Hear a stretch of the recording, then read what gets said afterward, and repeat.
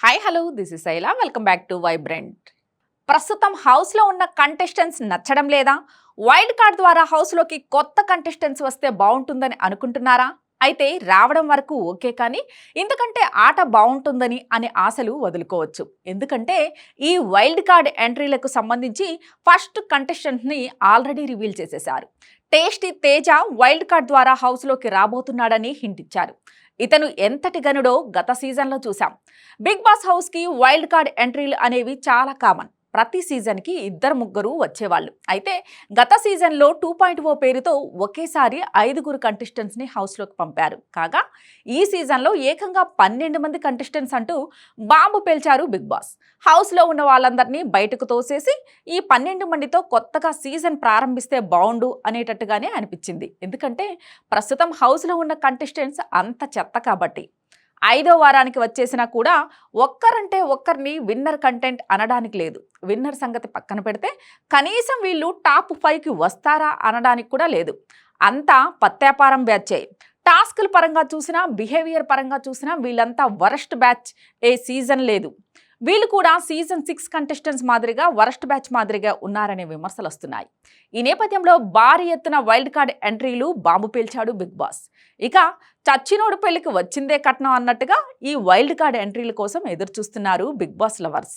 అయితే అక్టోబర్ 5 లేదా 6లో హౌస్లోకి ఈ వైల్డ్ కార్డ్ ఎంట్రీలు రానుండగా బిగ్ బాస్ మాజీ కంటెస్టెంట్స్ని వైల్డ్ కార్డ్ కోటాలో భర్తీ చేస్తున్నారు. సీజన్ 1 నుంచి సీజన్ 7 వరకు బిగ్ బాస్ షోలో పాల్గొన్న మాజీ కంటెస్టెంట్స్ ప్రతి ఒక్కరిని వైల్డ్ కార్డ్ కోసం సంప్రదించగా వాళ్ళలో ఓ 8 మంది ఫైనల్ అయ్యారు. టేస్టీ తేజ, మెహబూబ్, యాంకర్ రవి, రోహిణి, నయన పావని, హరితేజ, అవినాష్, గౌతమ్ కృష్ణ వీళ్ళు దాదాపు కన్ఫర్మ్ కాగా గంగవ్వ పేరు కూడా వినిపిస్తుంది. ఏంటి గంగవ్వ? బిగ్ బాస్ సీజన్ 4 కంటెస్టెంట్స్గా వచ్చిన గంగవ్వతోనే తొలి 5 వారాల ఆటను లాక్కొచ్చారు.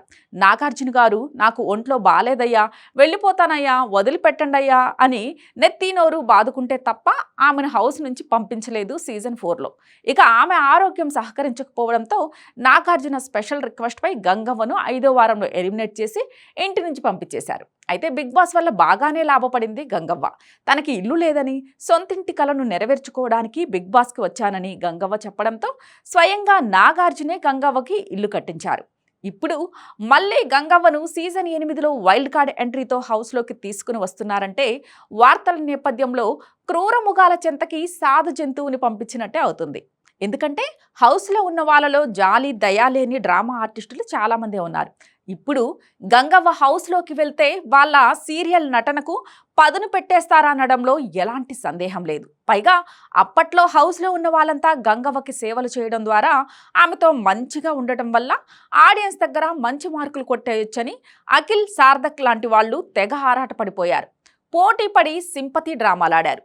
ఇప్పుడు వాళ్ళను మించిన డ్రామా ఆర్టిస్టులు హౌస్లో ఉన్నారు కాబట్టి గంగవ్వ హౌస్లోకి వెళ్ళే అదో పెద్ద డ్రామాగా మారిపోయే అవకాశం లేకపోలేదు. అంతమంది మాజీ కంటెస్టెంట్స్ ఉండగా గంగవ్వనే ఎందుకు మళ్ళీ తీసుకొస్తున్నారనే ప్రశ్నలు రావచ్చు. కానీ ఒక్క గంగవ్వనే కాదు, చివరికి బిగ్ బాస్ సీజన్ వర్స్ట్ కంటెస్టెంట్స్గా పేరొందిన గలాటా, గీతు లాంటి వాళ్ళను కూడా వైల్డ్ కార్డ్ కోసం సంప్రదించారంటే 8వ సీజన్ ఎంత వరస్ట్గా ఉందో అర్థం చేసుకోవచ్చు. గంగవ్వని వైల్డ్ కార్డ్గా తీసుకొస్తున్నారంటే అదరగొడుతుందని కాదు, ఎవరు రాక మరెవరు లేక బిగ్ బాస్ అంటే చాలు మీకో దండంరా బాబు అని బెంబేలెత్తిపోతున్నారు సెలబ్రిటీలు.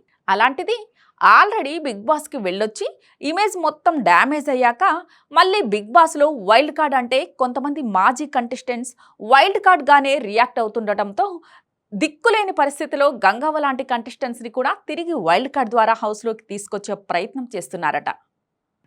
ఇలాంటి లేటెస్ట్ అప్డేట్స్ కోసం చూస్తూనే ఉండండి వైబ్రెంట్.